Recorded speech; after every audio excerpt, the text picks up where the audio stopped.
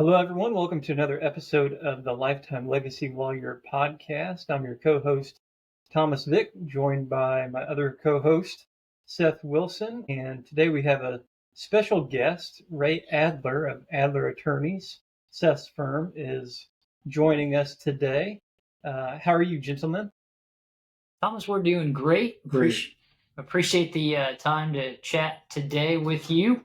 And, we're always thankful to have an opportunity to talk with Mr. Adler, who has been obviously instrumental in my practice and some of yours over the years as well. So we thought it'd be a good time to have him on the podcast, just talk a little bit about what it takes to start and build a practice.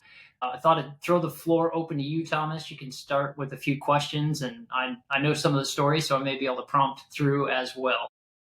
Yeah, I think the best place to start, Ray, is kind of introduce yourself, and then we'll go from there. Well, my name is Raymond Adler. I'm 76. Started practice 50 years ago this year in my hometown. Happily married, 48 years. Have a boy and a girl. They each have a boy and a girl. Yeah, well, that's wonderful. And your practice is located there in the heart of Hamilton County in Noblesville, downtown Noblesville, which is a suburb of Indianapolis. Right, we're just a block south of the old courthouse. In 1989, I bought a church that had vacated to build a new church, and my office had been bulldozed for the new courthouse. So I bought the church building and remodeled into quite a few offices. It's about a 20,000 square foot church facility that has been remodeled into offices. We have about 15 to 20 tenants on a regular basis, provide a good range of contacts. Great.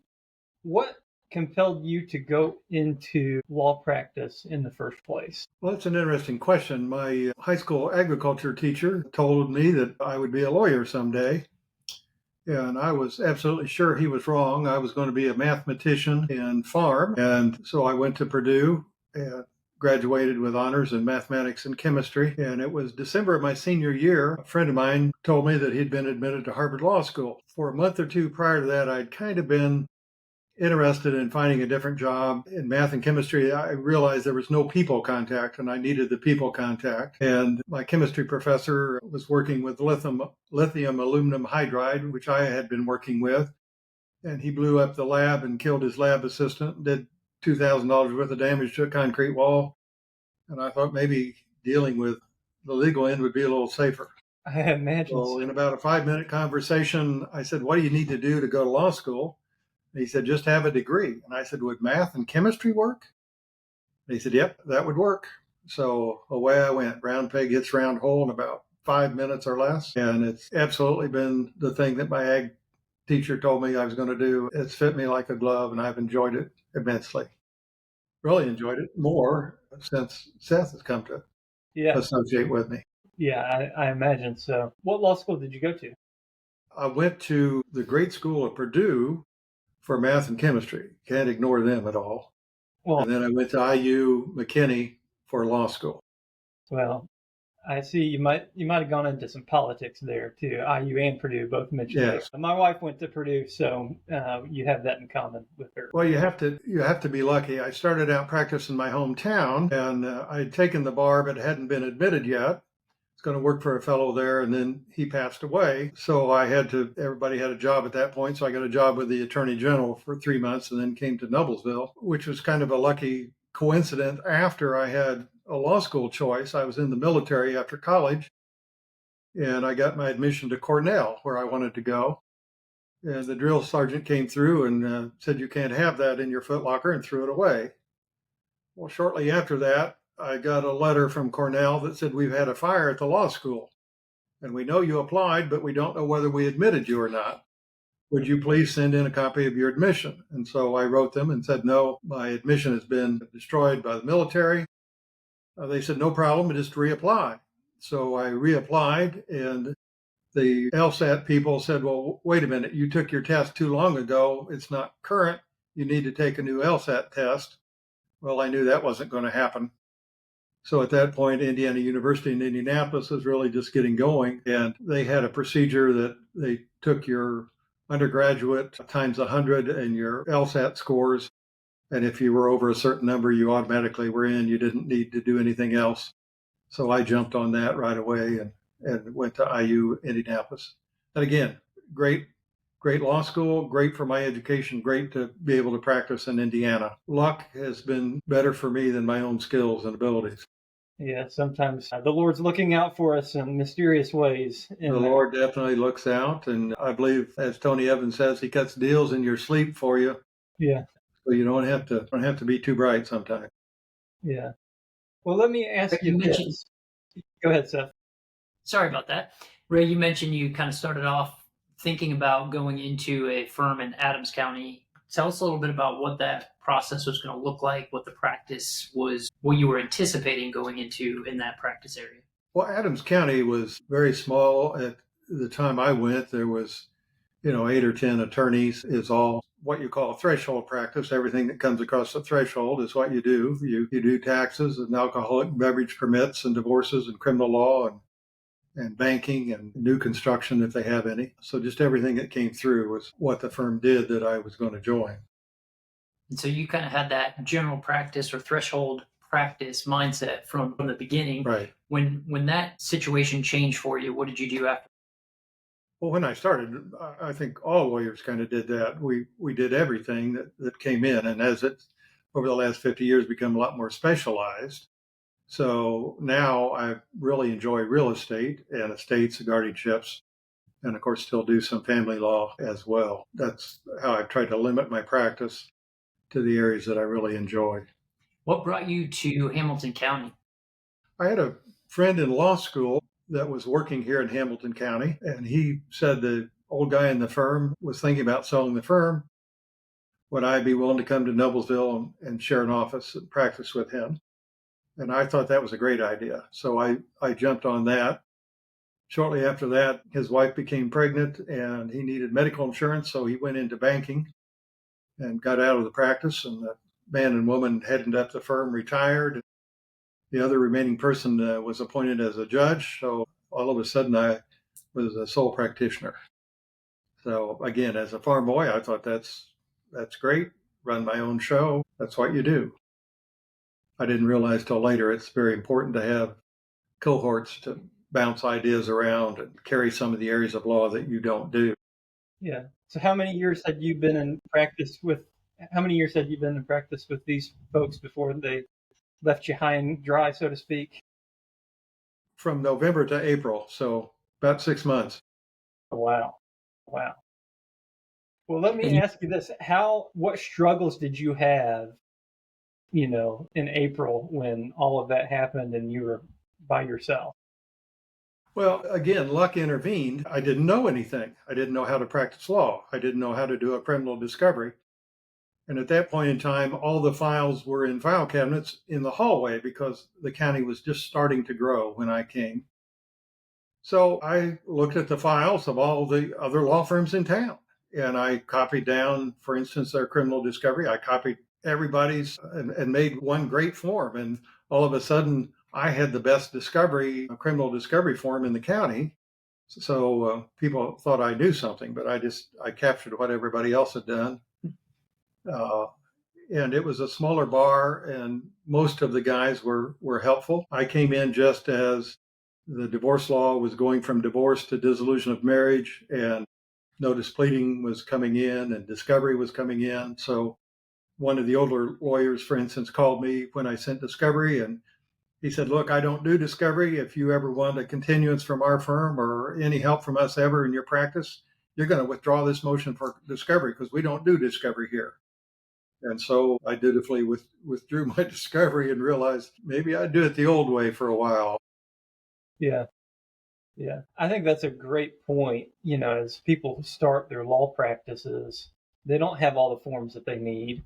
And so you find a good form and you take it and you make it your own, and your practice is going to be, in a much better position. Thousands of forms. You have to be careful not to use the right form sometimes. So first week of practice, opposing didn't show. I filed default and it was turned down.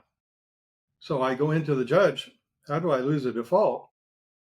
And he said, "Well, you didn't we were using pre-printed forms then. We didn't have computers or electric typewriters and all that stuff. He said, you didn't use the pre-printed form. You must not have known about that. I said, well, I knew about it, but it was wrong. Excuse me. But he said, well, we paid for it, so we're going to use it till it's used up. So sometimes you have to use the wrong form if the county has paid for it, so you don't upset their budget. Yeah. Again, you have to know the audience. You have to know what they want. Yeah. And that takes a lot of experience, I'm sure.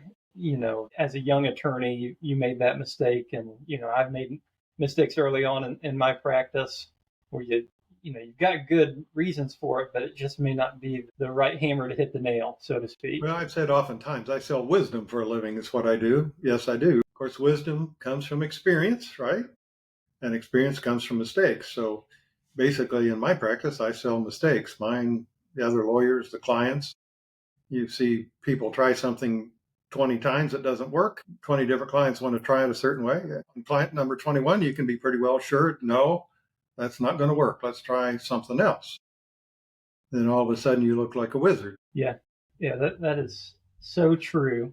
You've kind of hinted at this with pre-printed forms and, what the judge was expecting and things like that. How have you seen technology change your law practice over the last 50 years? It's been tremendous. When I started, we didn't have computers. We didn't have memory typewriters. We didn't have cell phones. We didn't have digital phones. We had dial-up phones. We didn't have copy machines. So the bar would pre-print forms and they would have a line where the variable was and you'd type it in. The problem became that my wife worked with me and she was a perfectionist. And I wanted it immediately and she wanted it perfect. And we both wanted it as free as we could get it. And so we hit on ideas that we would make universal words. You have two issue or one issue instead of child and children and Xing out what doesn't apply. The other thing that we did is make all the variables at the end of the sentence, make as few variables as possible. So our documents would look the best that they could with what we had to work with. So my wife and I developed hundreds, maybe thousands of forms, and Seth has computerized those. So we're very quick about what we can turn out. But I see fax machines came in and the guy was trying to sell me a fax machine one day. And I said, well, I've never used a fax machine, have no use for a fax machine. He said, well, you never used a toilet till you had one either. And that kind of convinced me. So I got a fax machine, but I've seen them come in and go out. I saw pocket parts in the law books come in and then they went to disk. The salesman was here and I wasn't. My wife talked to him and told me that night, I think this is a new product you're going to want to buy, this disk. Every week we would get a disk of the new cases. And then it went online and it was a Boolean search. Boolean algebra search. And of course, as a Boolean algebra expert, man, I could search up the wazoo. Then they went to natural language and everybody had equal. But there for a while, I was great on research, ahead of the curve.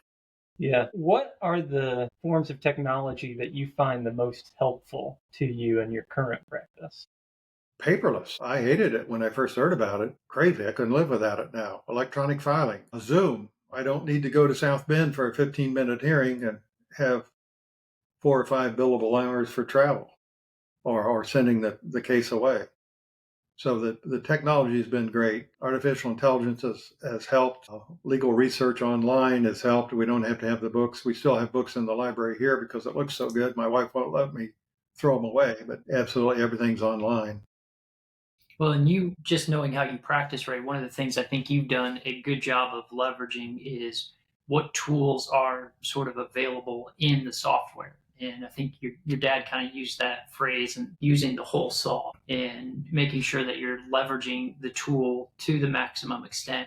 And one of those is voice dictation. So you've used Dragon Dictation for as long as I've known you. How do you use that and how has that been beneficial for you? Well, I've always been willing to try something new. So Dragon came out and it was okay, not really version 1, version 2. About version 11, I said, hey, this is good. So I've used that all the time. So when we take our forms and give the paralegal few minor instructions. Sometimes she's good enough. The other day I asked for something and she said, yes, I thought you would need that. It's in your bucket already. So she had thought ahead of time and had it done. But I can voice dictate any slight modifications to the forms, and it really has sped up the process for me. I can't type. When I was in high school, my mother wanted me to take typing because she had lost out on a job because she couldn't type.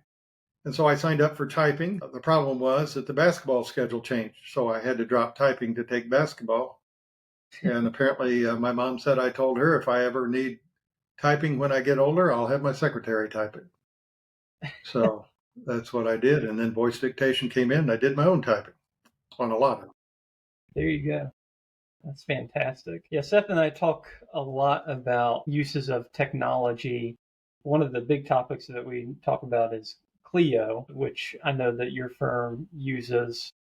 How has Clio changed the way that you practice? Well, the biggest thing is time and billing. When I started, the billing system was just to write it on a legal pad. A lot of lawyers did. Then we went to what was called a one-write system. You had a page and you would write your times on little strips, and then the strips had backing, so you pulled them from the paper and then posted them in a notebook on each individual case. Clio has automated that tremendously. We used to spend hours on billing. Now I spend 20 minutes a month at the end of the month getting bills out. Yeah. Yeah, Clio is pretty amazing. I'm not sure that you all in your firm have started to use it, but of course, I think you guys use the matter stages in Clio. And, I've gotten Clio Duo, which is their artificial intelligence. And it's just incredible how quickly you can, assign tasks in Clio. You can do billable entries in Clio. And a lot of it is just generated through artificial intelligence. They kind of know what your habits are and they're able to automate things for you. It's really, really neat. Yeah, and it's incredible to see what's coming. And in my practice, I've been fortunate enough to practice around guys or gals who have practiced for a long time.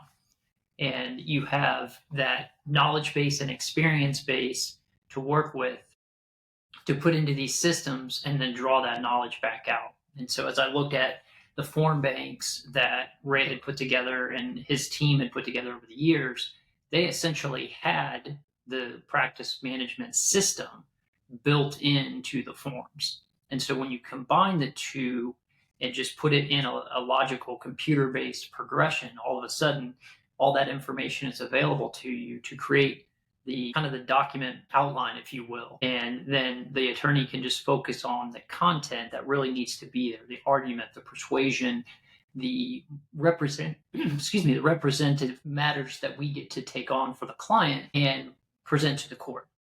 And we're not worried so much about did we spell the name correctly anymore, because we put it in correctly once the first time and are now using it throughout the life cycle of the case. And so that's been really good to kind of have that advantage for me to take the knowledge base and then connect it out with what we've been able to do with the practice management tools and the document automation, artificial intelligence engines that are coming around. So really a fun time, I think, to be alive. And hopefully, and Ray, you can speak to this, but hopefully bringing down sort of the stressful parts of the practice and allowing you to focus on what truly lawyers are supposed to do in the representation of the client. Yeah, I agree wholeheartedly with all of that, Seth. I kind of wanted to ask you, given 50 years of experience in law practice and owning your law practice just a few months into being an attorney, what are some words of advice for starting a law practice that will be a successful law firm? Well, when I started, it was not possible to buy a law firm. I didn't know that, so I bought a law firm, and it worked out. Now you can do that. To me, the key is to have the tools, the accounting tools, the time management tools, the research tools, and the more of those that you can do to maximize your effort and maximize your return really is it. The other thing that I found is get good people, and by good, they have to meet several C's. There has to be chemistry there. There has to be competence, of course. There has to be character. And there has to be what I call culture. It helps for a farm boy, if you have other rural-minded or farm people, the culture is different than the inner city LA lawyer that might come to join the firm. It's almost like getting married, the same religion, the same view on values, the same generosity on fees. People that are doing it as a ministry to the Lord rather than just money grabbing for money. That makes a big difference of who you work with. And I've been my paralegal's been with me 34 years now. Seth has been about 10. So it's great having great people around. Just makes your life easy. Yeah, absolutely. And, I'm a few years into that, having somebody that I've hired, and I can definitely speak to that. Having the right person makes all the difference, makes work coming in, more enjoyable, and makes you more efficient. One of the basic tenets of having a successful law practice in my mind is you're able to work on the practice and not in the practice all the time. And if you got people around you that, you can delegate tasks to and you trust, that's going to be a world of difference for you. But it helps if they have traits that are different from you, but compatible with you. And Seth and I talk about matches and gasoline. I'm matches and he's gasoline or vice versa. And he'll spark an idea and I'll say, well, how about this? And we jump it up. And then he goes, well, hey, if I got those two, then I can go to 3. And pretty soon we're at 7, just brainstorming. So some of the times just getting in the car and going somewhere together to CLE or whatever and just start brainstorming. Or we'll have a meeting in Indianapolis, that half an hour of talking together, brainstorming. One guy's driving, the other guy's writing down ideas, and we'll come up with 10 or 15. So we talk about coming up with 1,000 ideas to talk about 100 to maybe only do 10. But you brainstorm everything and then you start sorting out and prioritizing. Then you plan and you plant, you get going and you prune, make corrections. Yeah, prepare for harvest and party. I mean, it's a routine that we've used. Yeah, I love that so much. It reminds me of one of the principles of the book Good to Great. I don't know if you've read that book, but one of the ideas in that book was brainstorming everything and not being afraid to tell somebody, no, I don't think that's a great idea, or no, here's a great idea, and everybody's all ears to it. I think we're all that way. We all have opinions. We're like President Bush. We have opinions, very strong opinions, but we don't always agree with it. So as we work out to get the right answer, one day Seth and I were in a very heated debate, and the girls thought we were mad and fighting with each other. We said, no, we're having the time of our life trying to ascertain what is the best answer, what is the right answer, how can we get there. The other thing that has really worked well for me is I'll have an idea that my dad talked about, and Seth will quote, we're in the Bible, that's a biblical provision. We talk about reverse negotiation, for instance. My dad had taught me that years ago. Seth found where it is in the Bible. Goal planning. You got a goal plan. And Seth found it in the Bible. Habakkuk. Write it in stone, make it plain. It'll come to fruition. So again, when you have compatible partners that want to think of ideas, that want to hold you accountable, want to be held accountable, it's just such a blessing. Such a wonderful way. What a wonderful job that we get to help people and get paid for doing what we love to do. Yeah. And that's something that as attorneys, we always have to keep in mind. We're in a service-based industry, which, people have this idea of lawyers and they're jerks and, they're kind of in that ivory tower. But the best attorneys that I know are servant-minded, and understand the principle that I'm here to serve the client. Yes, I get paid to do it, but at the end of the day, we're trying to serve others.